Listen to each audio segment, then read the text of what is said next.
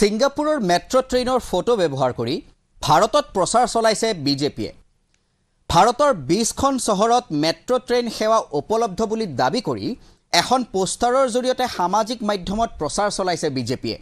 কিন্তু পোষ্টাৰত ব্যৱহাৰ কৰা ফটোখন আসলতে ভাৰতৰ নহয়, সিংগাপুৰৰহে। সবিশেষ দ্য ক্ৰছ কাৰেণ্ট ফেক্ট চেকত।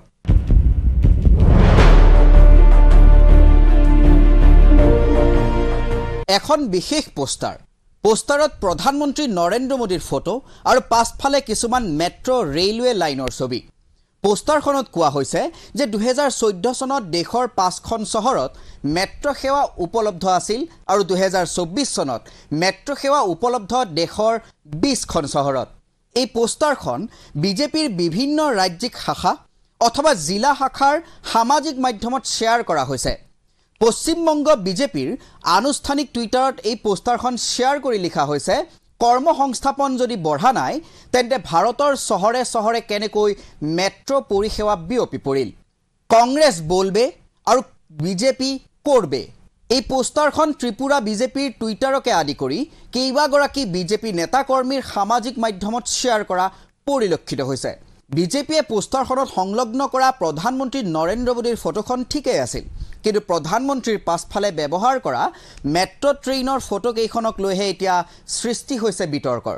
কাৰণ বিজেপিৰ এই পোষ্টাৰত ব্যৱহাৰ কৰা মেট্ৰ' ট্ৰেইন আৰু লাইনৰ ফটোখন আসলতে ভাৰতৰ নহয়, এয়া ছিংগাপুৰৰহে। পোষ্টাৰৰ ফটোখন গুগলত ৰিভাৰ্ছ ইমেজ ছাৰ্চ কৰিলে একেধৰণৰ কেইখনমান ফটো আনস্প্লেচ নামৰ এটা ৱেবছাইটত উপলব্ধ হয়। এই ৱেবছাইটত এইসমূহ ফটো আপলোড কৰিছিল শ্বান নামৰ এজন ফটোগ্ৰাফাৰে। আপুনি যদি লক্ষ্য কৰে তেন্তে এই ৱেবছাইটত শ্বানে আপলোড কৰা ফটোসমূহৰ লগত সাদৃশ্য দেখা পাব বিজেপিয়ে পোষ্টাৰত সংলগ্ন কৰা ফটোসমূহৰ। দুইখন ফটোতেই থকা এটা ছিগনেল পোষ্ট, এটা হালধীয়া স্তম্ভ আৰু ৰেলৰ ট্ৰেকসমূহৰ অনুৰূপ বিন্যাসৰ পৰা স্পষ্ট যে দুইখন ফটো একেখনেই। অল্ট নিউজে কৰা এক ফেক্ট চেকৰ সময়ত ফটোগ্ৰাফাৰ শ্বানৰ লগত যোগাযোগ কৰিছিল আৰু তেতিয়াই শ্বানে অৱগত কৰিছিল যে এই ফটোখন আসলতে ভাৰতৰ নহয়, ছিংগাপুৰৰহে। কেৱল সিমানেই নহয়, 2020 চনত ছিংগাপুৰৰ বাতৰি কাকত দ্য ষ্টেট টাইমছৰ এক প্ৰতিবেদনত বিজেপিয়ে পোষ্টাৰত ব্যৱহাৰ কৰা ফটোখনেই প্ৰকাশ পাইছিল। সেই প্ৰতিবেদনতো ফটোখন ছিংগাপুৰৰ বুলি উল্লেখ কৰা হৈছিল।